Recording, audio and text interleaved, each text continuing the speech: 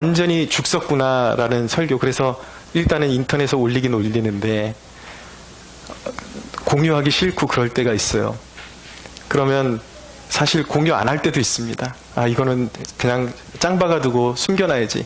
근데 그걸 어떻게 캐내가지고 그걸 또 보고 꼭 그럴 때마다 제가 스스로 괜찮은 설교를 했다 그럴 때는 아무도 인사하는 사람이 없는데, 제가 망쳤다라고 생각했던 설교에는 꼭 그 설교가 은혜가 되고 그 설교가 나를 살게 만들었다라는 그런 메시지도 보내주시고 카톡도 보내주시고, 모르겠어요. 불쌍해서 보낸지 왜 설교를 저렇게 하냐 그러고 보내주셨는지 모르겠는데 꼭 그런 역사들이 있더라는 말입니다. 그래서 하나님은 저희에게, 우리에게 늘 믿음을 고취시켜 주세요. 격려해 주세요. 그러면서 믿음을 세워가시는 분이 우리 하나님이심을 깨닫는 축복이 있게 되기를 바랍니다. 그러므로 하나님이 서라 하시는 곳에 서십시오. 내 힘으로 할 수 없습니다. 내가 할 수 없습니다. 나는 자격 없습니다. 여러분, 이것은 아직도 자기 의에서 벗어나지 못한 사람들의 반응이에요. 철저히 기독교는 내 의로 살아가는 존재가 아니라 그리스도의 의, 하나님의 의, 하나님의 능력으로 살아가는 것이 기독교임을 깨달을 수가 있어야 되는 것이죠. 여러분, 상황이 암담하고 좋지 않을 때에도 불구하고 성령님이 우리의 마음 가운데 오셔서 평안을 주실 때는 그 길로 앞으로 전진해서 나아가십시오. 숨지 마십시오. 그러면 결국 고백하게 되는 것이 무엇이냐면, 하나님께서 할 수 있다라는 사인을 주실 때에 걸어 나가면 어떤 어두움도 관통할 수 있게 된다라는 것을 깨닫게 되는 것입니다. 하나님은 그렇게 우리를 훈련시켜 주세요. 우리는 영적인 기도원입니다. 하나님이 우리를 기도원처럼 그렇게 훈련시켜 주심을 믿으십시오.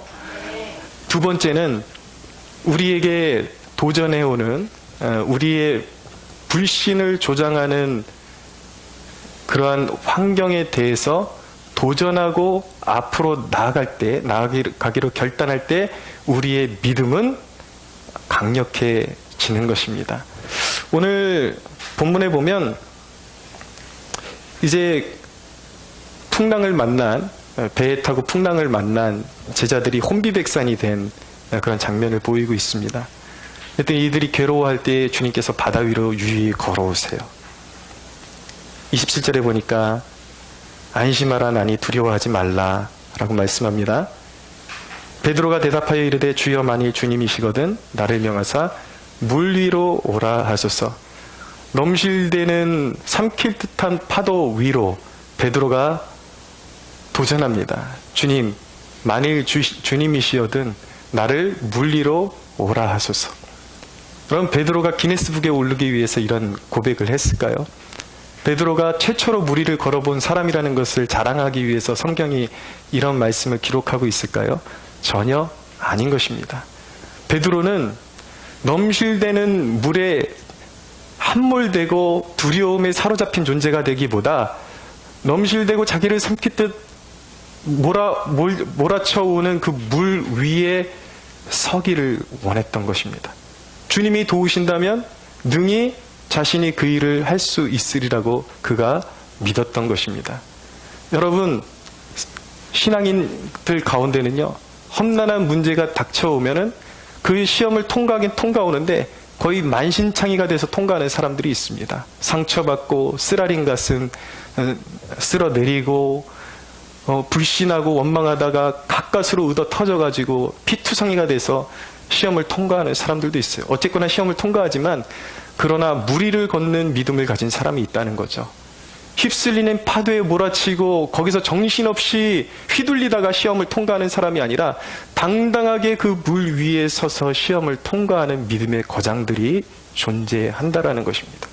성경에 나오는 사람들이 그런 사람들이에요. 여러분들에게 문제가 옵니까? 여러분, 이 양의 예수 믿는 거 늘 시험이 올 때마다 이리 터지고 저리 터지고 그런 존재로 남으려고 생각하지 마시고 물 위를 걷는 존재가 되기를 소망하십시오.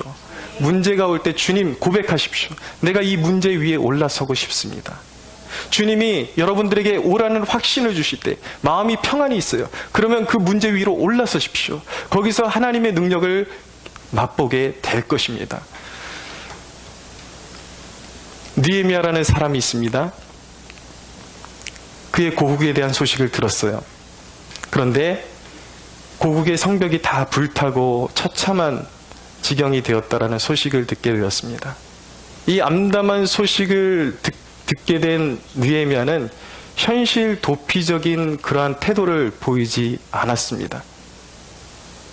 그가 그 문제를 직면하고서 그가 보인 태도는 무엇이냐면 하나님께 그는 정말 이 아픈 현실을 딛고 올라서서 하나님의 영광을 드러내는 존재로 쓰임받기를 구했습니다. 무엇이냐면 자신에게 형통의 길을 주셔서 자신의 고국에 무너진 그리고 허물어진 성벽을 세울 수 있는 길을 열어주옵소서. 여러분, 우리는 마땅히 이런 존재가 되어야 하는 것입니다. 험난한 도전이 우리에게 오고 우리를 몰아치는 시험이 올 때에 현실 도피적이고 숨으려고 하는 것이 아니라 그 문제 위에 올라서서 하나님의 영광을 나타내 주옵소서. 할렐루야. 여러분, 우리가 믿음으로 설 때 그 일이 가능하다라는 것을 믿으십시오. 사람들에게 모함받고 사람들에게 비판받을 때 숨으려고 하는 것이 아니라 그 위에 올라서기로 결단하면 믿음은 견고해지게 되어 있는 것입니다. 여러분, 실패를 두려워하지 마십시오. 믿음으로 섰다고 해서 실패가 없는 것은 아닙니다. 훈련이라는 것은 다양한 요소가 합쳐져서 아름다운 작품을 만들어내게 되어 있는 것입니다. 누구나 실패할 수가 있습니다. 베드로가 그랬습니다. 30절에 보니까 바람을 보고 무서워 빠져가는지라 소리질러 이르되 주여 나를 구하소서 하니. 베드로가 바람을 보면서 무서워서 갑자기 빠져들어갔습니다. 그러나 주님께서 그것을 그냥 보고 계시지 않습니다. 그의 손을 잡아주셨습니다. 사랑하는 여러분, 우리가 믿음으로 물 위에 올라서도 설령 우리가 의심해서 빠져들어간다 할지라도 주님이 우리를 죽게끔 내버려두지 않는다라는 사실을 기억하십시오. 이전에 제가 다리를 수술하고 재활훈련을 하는데 제가 물을 굉장히 무서워해요. 근데 풀장에서 이제 다리를 재활을 훈련하기 위해서 풀장에서 왔다 갔다 하고 있는데 이 올림픽 공원 그 수영장은 수심이 굉장히 깊습니다. 이 선수들 용도이기 때문에 글로 들어가면 제가 너무 무서운 거예요. 근데 그럼에도 불구하고 선생님이 시키는 대로 할 수 있었던 이유는 무엇이냐면 항상 옆에 그 선생님이 길다란 대나무 장대를 손에 들고 있습니다. 이게 무엇이냐면 살만하면 그냥 놔두세요. 어지간하면. 근데 거기서 죽도록 허부적거리는 사람이 있으면 바로 대나무를 딱 내밀어서 건져주는 것이죠. 여러분, 우리의 삶 가운데 험난한 풍랑이 오는데도 죽을 것 같은데 아직 주님의 손이 나타나지 않는다? 그건 아직 죽을 때가 안 됐다라는 것입니다. 주님은 반드시 우리를 죽기 전에 건져주십니다. 할렐루야. 근데 주님이 바로 손을 내밀어 주셨어요. 그러면서 하시는 말씀이 뭐냐면 믿음이 작은 자여 왜 의심하였느냐라고 책망하시죠. 이것을 단순한 책망이라고만 볼 수가 없는 것입니다. 이전에 우리 아이 자전거를 가르쳐 주는데 이제 뒤에서 계속 잡아주다가 이제 며칠 하다 보니까 꽤 잘 타길래 뒤에서 손을 조금씩 놓는 거예요. 그랬더니 앞으로 가다가 잘 가는데 아빠가 뭔가 손을 좀 놨다라는 낌새가 있으면 그 두려움 때문에 잘 하다가 이유 없이 그냥 맥없이 넘어져 버리는 그런 모습을 관찰하게 되었습니다. 갈 수 있는데 심리적인 것이죠. 주저앉아 버리는 거예요. 그럼 제가 하는 말이 있죠. 더 갈 수 있었어. 더 갈 수 있었어.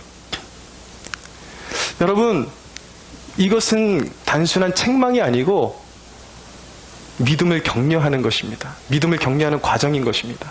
베드로에게 더 걸을 수 있었어. 더 걸을 수 있었어. 여러분, 실패는 우리에게 꼭 필요한 것입니다. 실패는 유익한 것입니다. 여러분, 주님이 실패를 허락하시는 이유도 우리에게 필요하기 때문에 실패를 허락하신다라는 사실을 기억하십시오. 도전하기를 두려워하지 마십시오. 여러분, 공부를 하는 학생들도요, 오답지를 잘 풀어보면 자기가 어떤 문제를 틀렸는지 풀어보는 것이 굉장히 성적 향상에 큰 도움이 됩니다. 믿음도 마찬가지예요. 내가 무엇 때문에 실패했고 어디서 넘어졌고 이것을 관찰하는 것이 얼마나 우리의 믿음을 견고하게 세워주는지 말로 할 수가 없는 것입니다. 실패를 두려워하지 마십시오. 실패가 끝이라고 생각하지 마십시오. 한 가지를 점검하십시오. 여러분들이 어떤 상황에 가면 습관적으로 넘어지고 믿음을 잃어버리는지를 마음속에 각인하십시오. 그것을 교훈으로 삼고 나아가면, 그리고 더 갈 수 있다라는 믿음을 가지면 우리는 어떤 상황 속에서도 더 인내할 수 있고, 더 넓은 강을 건널 수 있고, 더 넓은 바다를 믿음으로 건널 수 있음을 믿으시기 바랍니다. 실패는 우리에게 유익한 것입니다. 주님은 우리에게 성경을 통해서, 하나님 이 말씀을 통해서 믿음의 장성한 분량에 이르라고 도전을 하십니다. 근데 여러분, 믿음의 장성한 분량에 이르는 길이 무엇인지 아십니까? 실패를 통해서 실패를 자꾸 해보게 되면 삶의 노하우가 생기게 됩니다. 그 실패를 통해서 믿음의 장성한 분량에 다가설 수 있다는 것을 깨달을 수가 있어야 되는 것입니다.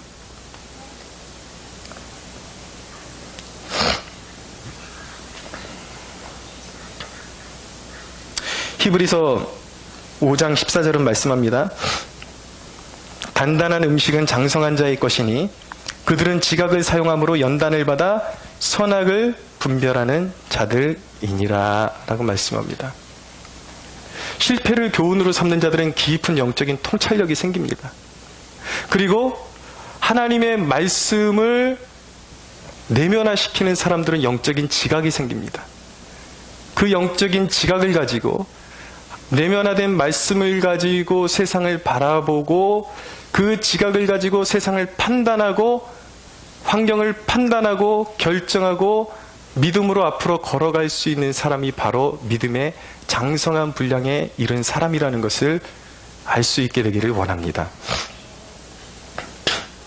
여러분, 가장 탁월한 영성이라는 것은요, 이런 실패 속에 축적된 노하우를 가지고 세상을 분별하며 하나님의 말씀으로 지각을 사용해서 상황을 판단하고 믿음으로 행할 수 있는 것이 진정한 참된 영성인 것입니다. 깊이 있는 영성인 것입니다.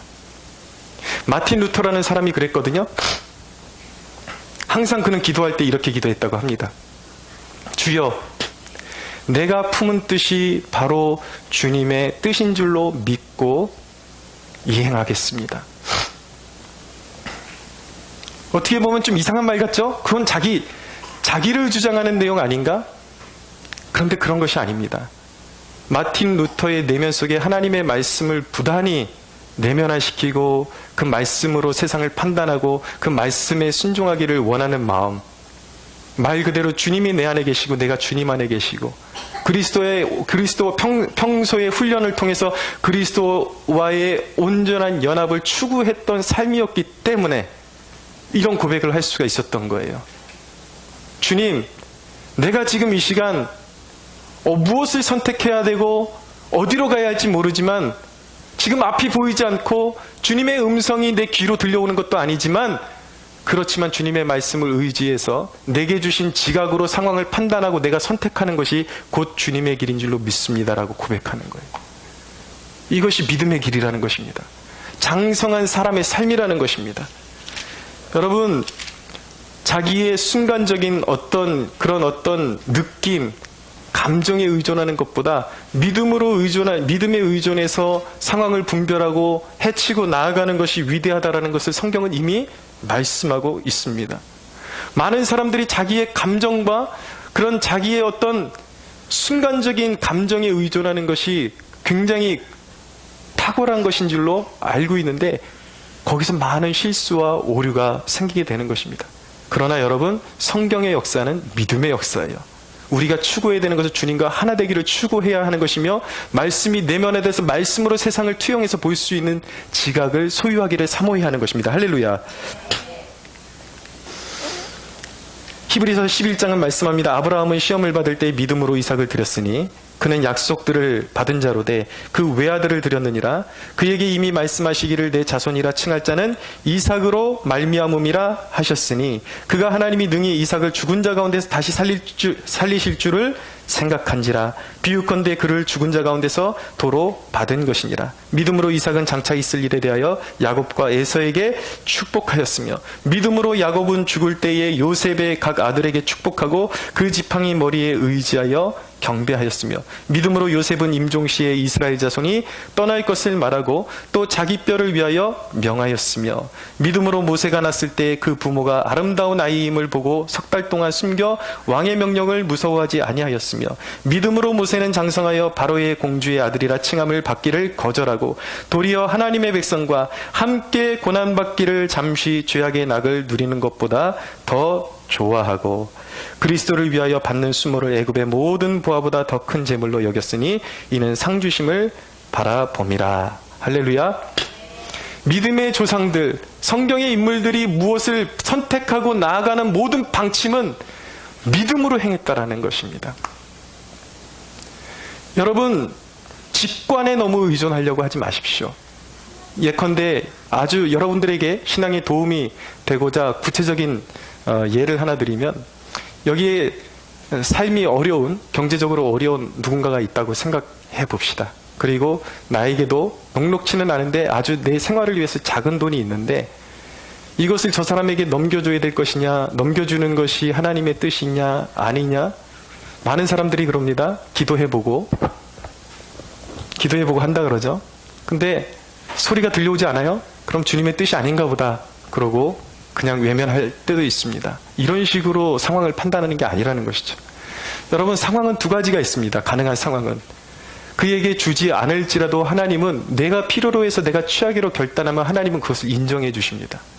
그러나 성경에 하나님의 어떤 신비한 음성이 당장 들려오지 않다 할지라도 성경에 보다 하나님이 기뻐하시는 뜻은 무엇인지 이미 성경에 기록되어 있습니다.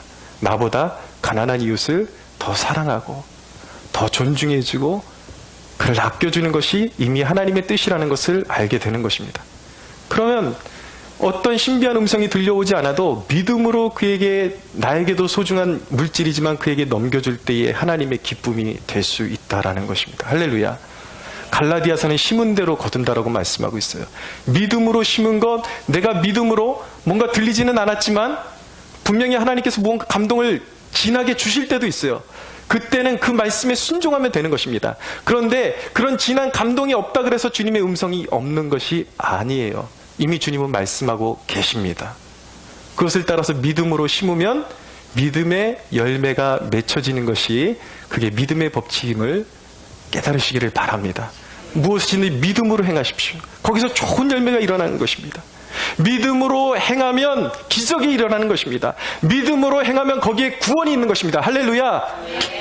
믿음으로 행하는 여러분 되십시오. 짤막하게 그렇다면 우리의 믿음을 키울 수 있는 실제적인 제언들 몇 가지를 드리고 말씀을 마무리하겠습니다. 첫째는 무엇인가? 반드시 믿음을 기르려면 말씀을 가까이 해야 하는 것입니다. 그런데 말씀 속에서 어떤 사건을 대할 때에 이 백성들이, 하나님의 백성들이 실패했을 때 실패의 이유와 성공의 이유를 분석하십시오. 왜 성공했고 왜 실패했는지를 분석하십시오. 그리고 그것을 자기의 양식으로 삼으십시오. 그것이 나의 믿음이 되는 것입니다. 또 하나는 무엇이냐면 승리의 메시지를 자기 자신에게 선포하십시오. 믿음은 들음에서 나는 것입니다.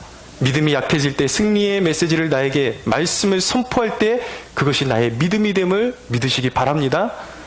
하나님께서 말씀을 주실 때 세 번째는 말씀을 붙잡고 기도하십시오. 그 말씀을 붙잡고 기도할 때 믿음이 강해지는 것입니다. 고양되는 것입니다. 믿음이 커지는 것입니다. 또 한 가지는 무엇이냐면 말씀에 나오는 상황들을 이미지 트레이닝을 하십시오. 묵상을 통해서 어떤 하나님께서 희망의 메시지를 주실 때에 그것을 내 생각 속에서 그려보는 거예요. 아, 이것이 그냥 내 지식으로만 머무를 것이 아니라 어려운 상황이 올 때에 내가 이 말씀을 그대로 한번 적용해 보겠다라는 이미지 트레이닝이 있어야 되는 거예요. 여러분, 운동선수들이 늘 상대방이 없을 때 연습하는 방식이 무엇인지 아십니까? 이미지 트레이닝을 하는 거예요. 상대방이 이렇게 공격해오면 내가 이렇게 피해서 이렇게 응수하겠다라는 것을 계속 마음속으로 트레이닝을 하면 그것이 자기도 모르게 몸으로 나타나는 거예요. 그 열매가. 마찬가지입니다. 이 믿음의 세계도 하나님께서 주신 말씀을 이미지를 트레이닝을 해서 이 말씀을 어려운 상황이 올 때 내가 당황하지 않고 그것을 그대로 결단하고 적용해 보겠다라는 그런 마음의 훈련을 자기 스스로에게 할 때에 믿음은 점점 노련해지고 강해지게 되어 있는 것입니다. 다섯 번째, 우리의 삶을 옥죄해 오는, 우리의 믿음을 불신으로 만들어가는 상황에 대해서 역주행하기로 결단하십시오. 환경이 이러니까 나는 이럴 수밖에 없다라는 그런 습관적인 핑계에서 이제는 벗어나십시오. 상황이 좋지 않을 때에 이 상황에 타협하지 않으면 나에게 불이익이 온다라고 생각이 들 때 오히려 역으로 튀어나가는 그런 습관을 들여야 하는 것입니다. 헛된 욕심이 내 마음 가운데 자리 잡게 될 때 아브라함이 조카 롯에게 땅을 양보했던 것과 같은 내려놓음의 마음을 가지십시오. 아브라함과 조카 롯이 가산이 많아지니까 갈등이 생깁니다. 땅을 차지해야 되는데 어떻게 합니까? 아브라함이 조카에게 먼저 네가 선택하라고 선택권을 줍니다. 그럴 수 있었던 이유가 무엇입니까? 하나님이 나에게 나를 위해서 예비하신 축복이 있고 그것은 결코 누구도 빼앗을 수 없다라는, 그리고 하나님 자체가 나에게 복이기 때문에 나에게는 더 이상 빼앗길 것이 없다라는 믿음이 있었기 때문에 그가 그런 결단을 할 수 있었던 것입니다. 여러분, 절망 속에서 루처럼, 모압 여인 루처럼 믿음의 시어머니를 따르기를 결단했던 것처럼 절망이 온다 할지라도 뒤돌아서지 말고 믿음의 길로 걸어가기로 결단하십시오. 할렐루야. 거기서 하나님의 역사는 일어나게 되어 있는 것입니다. 사랑하는 여러분, 말씀을 정리하겠습니다. 이 믿음 훈련의 최종 목적지는 어디입니까? 무엇을 위한 것입니까? 오늘 본문 33절을 보십시오. 배에 있는 사람들이 예수께 절하며 이르되 진실로 하나님의 아들이로소이다 하더라. 여러분, 믿음 훈련의 최종 목적지는 어떤 상황 가운데서도, 모든 상황 가운데서 그리스도의 주권을, 그리스도가 나의 전부임을 인정하는 데 있음을 깨달을 수 있게 되기를 바랍니다. 주님이 이 문제를 다스리신다. 그렇기 때문에 두려워할 이유가 없다. 여러분, 믿음이 성장할 때 조심해야 되는 한 가지가 있습니다. 기드온이 아까 말씀드린 것처럼 아주 소심하고 연약한 청년에서 정말 믿음의 사람으로 큰 용사로 성장을 했습니다. 이제는 적들이 두려워하지 않아요. 마음만 먹으면 적들을 칠 수 있는 그런 노련한 장수가 되었습니다. 그런데 그가 성장하고 나서 믿음이 성장했는데 하나님을 두려워하는 마음조차도 그가 잃어버리게 되었어요. 마지막에 그가 금으로, 적들에게 빼앗은 금으로 에봇을 만들었어요. 에봇은 제사장들이 입는 의복이거든요. 하나님의 뜻을 물을 때 필요한 의복입니다. 근데 그가 내면 속에 자기의 이름을 드러내기 위해서 에봇을 만들었습니다. 그래서 결국 기드온이 죽고 나서 이스라엘 백성들이 이 에봇을 음란한 우상으로 섬기게 되는 죄악 가운데 빠지게 되는 것입니다. 여러분, 믿음의 사욕이 틈타게 될 때 거기에는 부패가 있다는 사실을 기억하십시오. 믿음이 장성해진다고 해서 모든 것이 주님이 나의 모든 것을 돌봐주시고 모든 것을 바쳐주시고 내가 선언하면 무엇이든지 돼 라는 자부심이 생길 때 조심해야 하는 것입니다. 여러분, 우리의 믿음이 장성할 때에 우리의 삶의, 우리의 신앙의 최종 목표는 무엇인가? 나의 이름을 드러내는 것이 아니라 끝까지 예수 그리스도의 이름을 드러내는 것이 목적임을 깨달을 수 있게 되기를 바랍니다. 이 믿음 훈련의 궁극적인 목적은 이거예요. 아무것도 염려하지 말고 다만 모든 일에 기도와 간구로 너희 구할 것을 하나님께 아뢰라. 그리하면 모든 지각에 뛰어난 하나님의 평강이 그리스도 예수 안에서 너희 마음과 생각을 지키시리라. 어떤 상황 가운데서도 두려워하지 않는 사람, 환경이 휘둘리지 않는 사람, 그리하여 이 땅 가운데서 하나님의 사명을 이루고 뜻을 이루는 사람, 세상이 감당하지 못하는 사람. 이것이 바로 믿음의 훈련의 가장 큰 열매요, 축복임을 믿으시고, 우리 모두가 이 믿음에 당당히 서는 사람, 믿음으로 행하는 사람, 믿음으로 적진을 부수고 믿음으로 주님의 일을 성취하는 거룩한 도구로 쓰임받기를 사모하는 저와 여러분들이 되기를 예수 그리스도의 이름으로 축원합니다. 우리 하나님께 영광의 박수 올려드리겠습니다.